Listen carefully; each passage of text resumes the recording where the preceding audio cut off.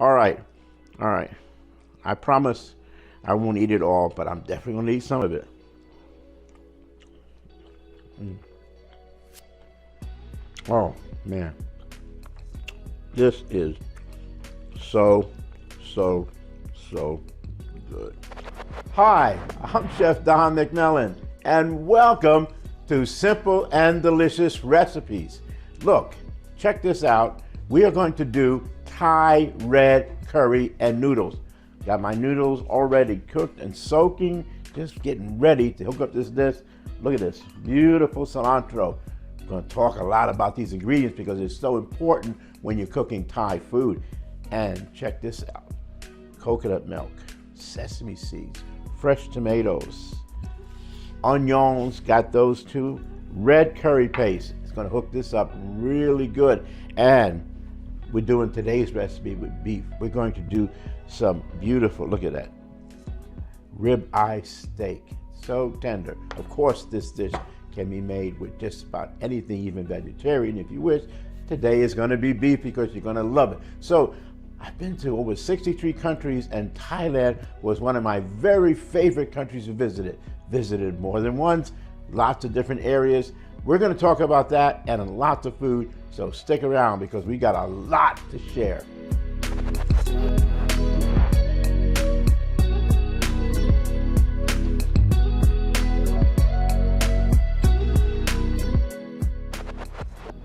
All right, we're going to start by getting our vegetables ready. We call that mise en place. I know it's French, but we got to get everything ready so when we start cooking, we're not stopping, we're going right to it. Okay, look, onion. I'm going to slice off the root part, and then I'm going to slice off the flower part. Cut it in half right there in the center. I'm going to remove the outside layer of onion, right like that. And the other one is that. I want to slice my onions thin so they cook up really quick, but I want to see them also in the dish. So I'm not going to dice them up, okay? So I've divided my onions in half, and I want to slice them very thin. And when I slice them thin, I'm going to do it at this way. You can see the lines running there, and I'm just going to go just like that, really thin. All right, of course it does help to have a sharp knife. And always, when you're using a sharp knife, you want to be very careful because your most important tools are your hands, of course. Now, when it gets like that, I usually just flip it over and just do like this, look. And of course, you notice I don't hold my knife like this. I have a firm grip, very important. So just slice thin, and our onions are gonna be ready to saute very quickly, give lots of flavors. People often ask me, what is your favorite vegetable? I have to say the onion. I don't think I could cook very much if you took away onions. And I can tell you honestly, I cut up onions every day of my life when I'm cooking. It's always in dishes that I love and do. So I don't know if I could substitute it. All right, so our onions are done. The next thing I want to do is to get my tomatoes diced. So I have here these plum tomatoes. They're loaded with lots of meat in them. Some of your other tomatoes are mostly juice. I like to use the Roma tomatoes. So now that I removed the ends off the tomatoes, what I want to do is to dice them. So I'm not going to peel the tomatoes. You can if you like. I think it's a lot of work. It's not necessary, but I just want to get a nice dice in there. So I'm just going to go ahead and slice it this way and then slice it this way. See how easy that was, just like that. And of course it does help to have a sharp knife, and our knives are sharp. All right, let's get this other one cut up.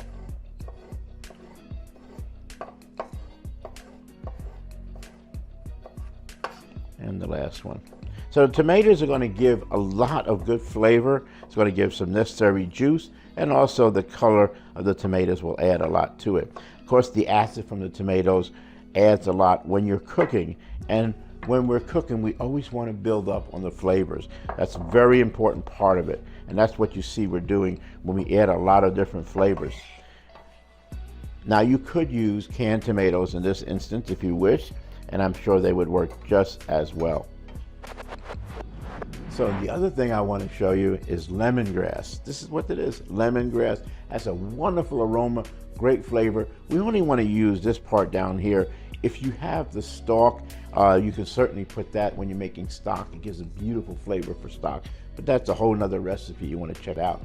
It's actually called pho, but you'll get to that later. Okay, so let's just go ahead and cut part of it out. And we'll discard that for now. And we're just going to just cut through again. And I'm going to give it a nice dice to give it some flavor. You could leave it whole and take it out if you don't want to eat it. That would be your choice as well. I've actually grown lemongrass at home. So if you have the roots, which when you buy it in your supermarket, you could actually plant the roots and it will come back again and actually multiply as it's growing in the soil. They also sell a lemongrass powder too, if you want to avoid this process. All right, now that it's properly chopped up, we'll put some right in our bowl, and we'll use that when we're cooking in just a little while. But we're getting all these wonderful ingredients ready. I'm going to use a lime. So with the lime, I'm going to just slice off the ends. I love to do that with my little juicer because I get a lot of the juice from there. And I'll show you how that goes in a minute, but I just want to get that ready while I'm still cutting up. Now, I also have basil, and we're going to cut that just at the end. And the reason why is that basil tends to turn brown or blackish, and we just don't want that to happen. We want you to see the beautiful, vibrant color and the wonderful flavor. And it's actually going to be a garnish, so we'll get to that in just a minute. That's why you want to stick around for the rest of this video, because we got so much to share. Now, look at this. Ribeye steak. Can it get any better? Look at that marbling in there. When you buy a ribeye steak, look for the marbling. That is your key to letting you know that the meat is juicy and flavorful, okay? And I'm going to show you how to cut it into these beautiful strips like this, because it's going to cook up quick. And because we're using a noodle dish, it blends in with the shapes and the texture. That's what we're looking for. Because when we eat a lot with our eyes, and our eyes are so important. So here's where we're going to go. So here's my steak, right? And what I'm going to do, I'm going to cut it into thirds, just like this, okay? And then after I cut it into thirds, then I'm going to slice it thin, okay? And I want long strips of meat. So when I slice it thin like this, then I'm just going to layer it on top of one another like this, like we sliced it, and then slice down again like this. And there's our strips, look at that. Now it also helps if you partially freeze your meat, because it makes it a little easier to slice. Now, if you are, don't like all that fat, you can cut it out, but I have to tell you, and everyone that I know agrees, fat tastes good, right?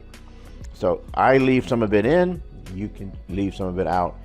That will be your call entirely, okay? Well, the meat's cut up, our vegetables are prepped. We're ready to start cooking. Now, get ready for lots of wonderful aromas and smells, because it's gonna happen right here. Let's get the fire started.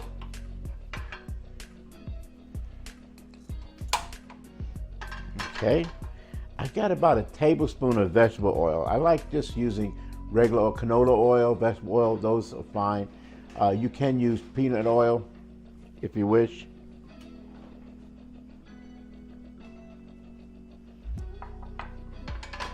And just swirl it around the pan. We're going to be using coconut milk, so there's going to be lots of added fat to the dish. There's some fat from the beef. We don't need a lot of oil to get started. So I'm going to let my pan just get a little bit hot, and then we'll add in our beef and we'll cook that up, and then we'll add the onions to it. So when we do this dish, we're like building on the flavors. So if you were not going to use, so for example, the beef, and you're using vegetables, Now would be a good time to saute your vegetables and get some flavor in them. So as you know, every time we cook, everything we do is about flavor. And that's what it's really all about. Our memory banks tell us this all the time. And so let's build up the flavors right now. I have here the beautiful ribeye steaks that we cut up into strips. And now we're just going to brown them off. As they're browning off, the protein stick to the bottom of the pan. When that happens, we're going to bring out those protein flavors just by scraping the pan with some of the juices from the vegetables that we put in there.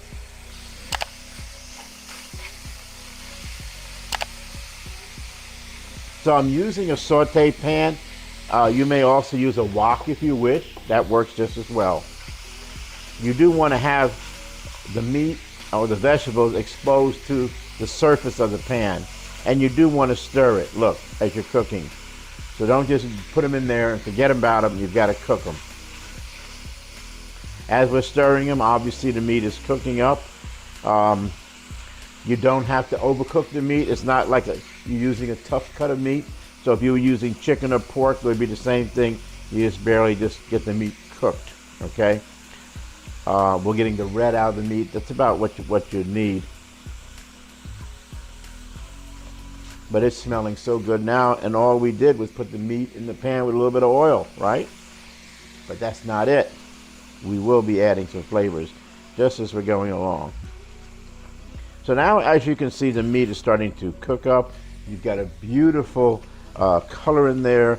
We know there's some fat in there, of course, from the ribeye. We're happy about that, okay?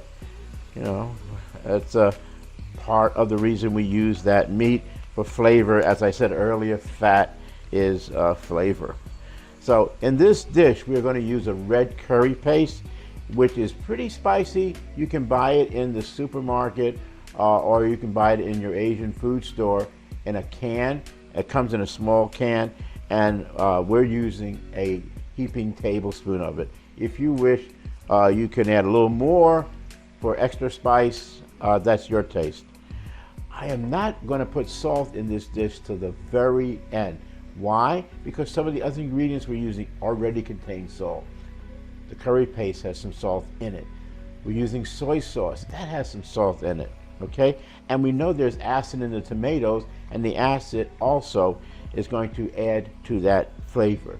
So at the very end, we'll do that. You'll see in a lot of my dishes when I cook, I tend not to oversalt, and I tend to salt late.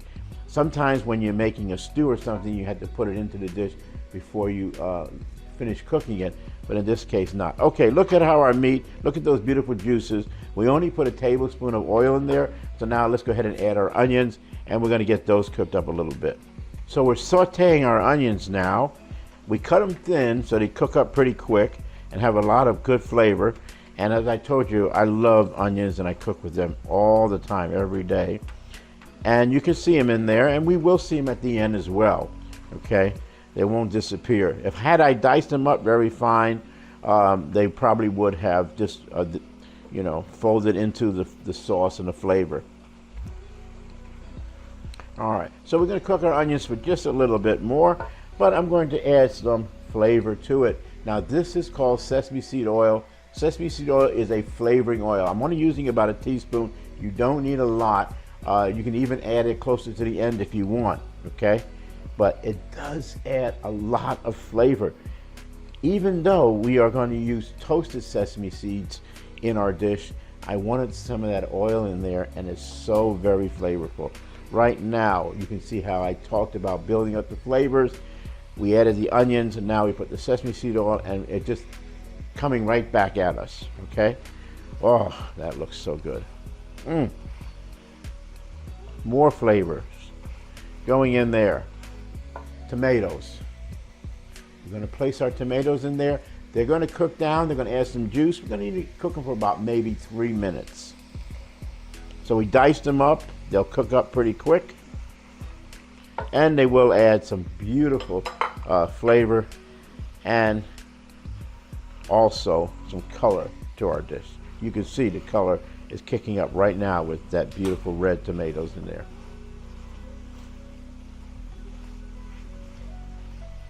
Okay. Travels around Thailand. I like to eat street food. I like to eat what the people that living in the area eat. I try to avoid all those fancy restaurants and everything because typically it's not what you would find if you were traveling in people's homes and visiting them. You would see things like kicked up flavors and also kicked up prices. But the street food is the honest food. It's the food that tells you what it's all about. The smells, the flavors, and the curiosity. You may want to find out what some of the street food is before you pop it in your mouth. And that's just a little hint, but that makes it fun, okay? But look at this.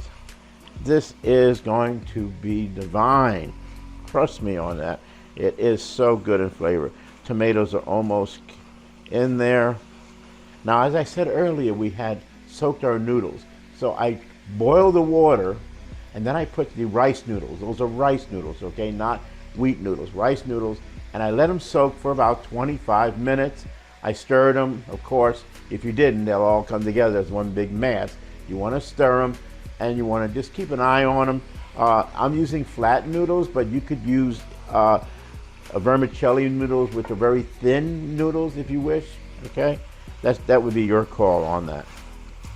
All right, now look at that. Onions have cooked up, tomatoes have cooked up, and they are just doing so well in there. So at this point, we're going to add in our curry paste. This is the one I told you. It comes in a jar or a can, okay? And it's red curry paste. It has some great flavors. It has some heat. You can use more. I'm using a heaping tablespoon right there.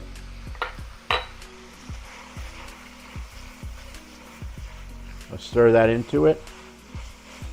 And then remember that lemongrass that I was showing you about earlier?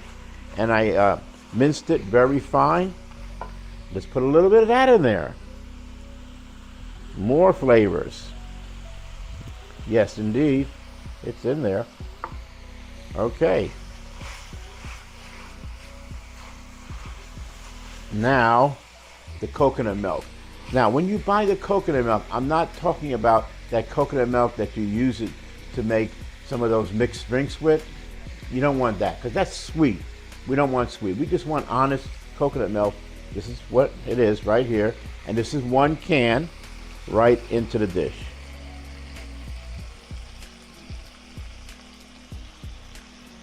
More flavors. Whoa, yes. Give it a good stir. Now we do want to bring this back to a simmer, okay? And it should simmer and it should incorporate all of that. Now the coconut milk has a lot of fat in it, and because it has a lot of fat in it, it's going to cook down a little bit more and thicken up our sauce as well, okay?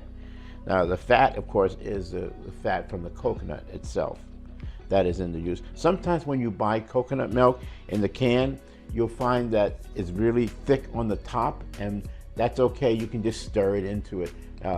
It does separate in the can on the shelf or on your, before you use it. Don't worry about it. There's nothing wrong with it. Okay, it's just ready to go. Look at this. This is so good. All right, now I'm going to add soy sauce. Now you could use fish sauce if you have that. If you like fish sauce, go ahead and use that in place of the soy sauce. I think it works just as fine. Remember though, both of these, fish sauce and the soy sauce, has a lot of sodium. That's why I said we're going to put the salt in at the very end. But we are going to put in some pepper. Now this is black pepper right here, and we're just going to put about a teaspoon of black pepper right in there. Let's go ahead and stir that. More flavors, okay? More flavors just coming in there. And stir that. And you can see it's starting to thick up now because of the coconut that's in there. Now, the other ingredient I want to put in there is some lime juice.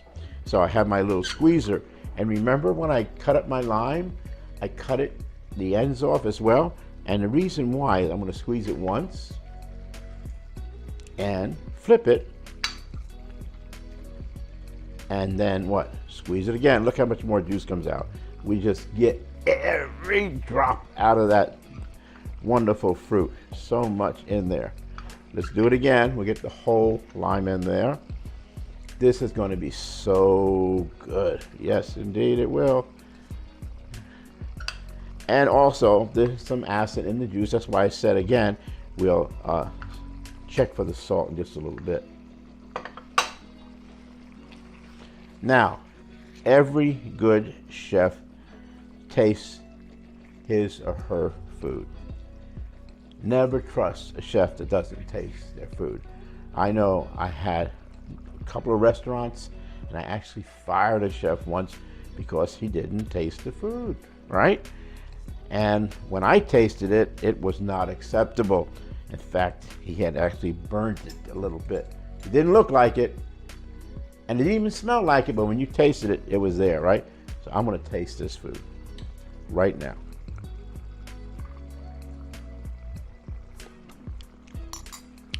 Ah, what you talking about? This is some good stuff here. Yes, it is wonderful. I'm going to add just a little bit of salt. Doesn't need much. In fact, I'm just going to put about a half a teaspoon of salt in there. That's it. Stir it around. It's cooking up so beautiful. Doesn't that look gorgeous? Doesn't it? It's so good. I know I'm killing everybody back there behind the cameras because they're watching it and they're smelling it and I'm tasting it. There it goes, right? Another clean spoon. Perfect. Oh, has just a little bit of spice in the back of your tongue. You just catch it back there and man, it's kicking. It's kicking. Okay. In fact, it's kicking. I'm gonna kick it off. Look, it's done. That's how hard it was to do that. So the next thing I'm going to do, I'm going to drain my noodles and I'm going to toss them with some sesame seeds. Now, I toasted the sesame seeds. I just put sesame seeds in a saute pan, put them on heat, maybe a minute. They toasted up so beautiful, they smell great. Take them off the fire, take them out of the pan right away because they're going to continue cooking. You don't want that to happen. And then just put them in a little bowl and you've got them.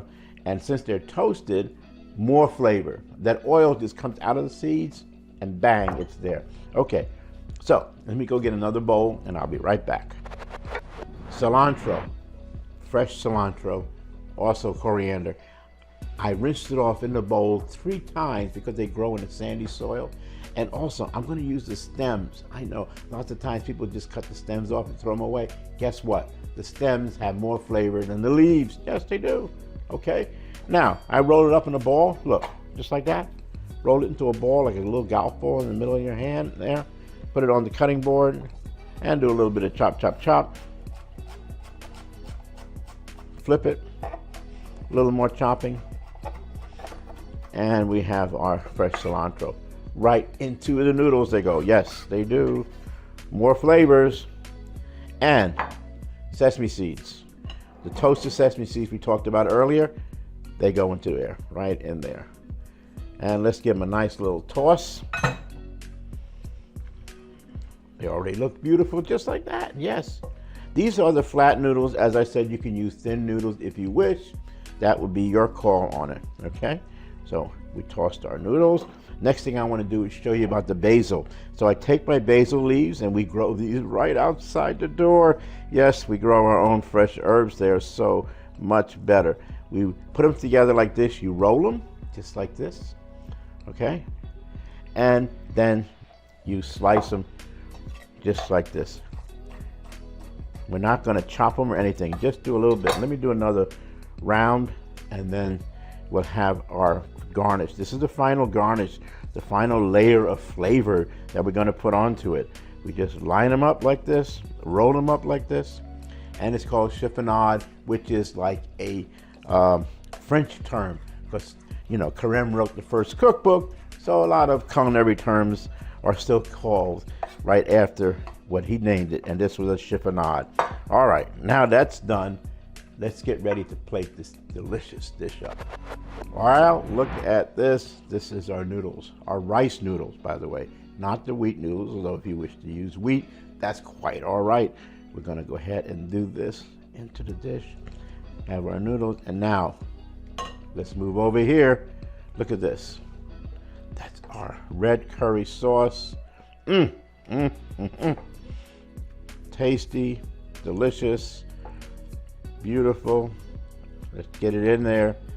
Get the sauce, because you know that's what it's all about, making this delicious sauce. All right, we use beef. You certainly could use vegetables, pork, chicken, even shrimp works delicious.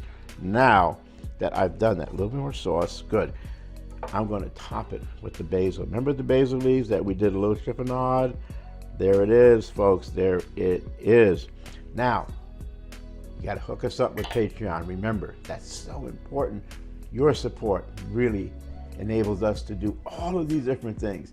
If you haven't yet subscribed, hit that subscribe button.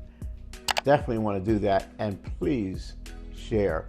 And remember this, if you have any comments, maybe you'd like to know some more recipes, maybe you'd like to know some information, you cooked this before and you would like to maybe share with us, share with me, I'd love to get back. I answer every comment. Check this out, it is so good. All right, I promise I won't eat it all, but I'm definitely gonna eat some of it.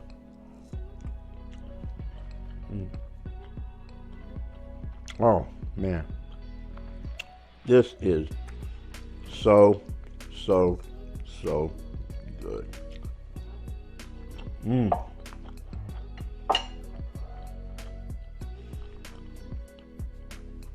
Well, got my mouth full. Before I eat all of this, you want to go ahead, get our recipe, which is right down below. Cook this dish for yourself, for your family, for your friends. You're gonna love it. And remember, simple and delicious recipes. We've got so much to share, and we'd love to share it with you.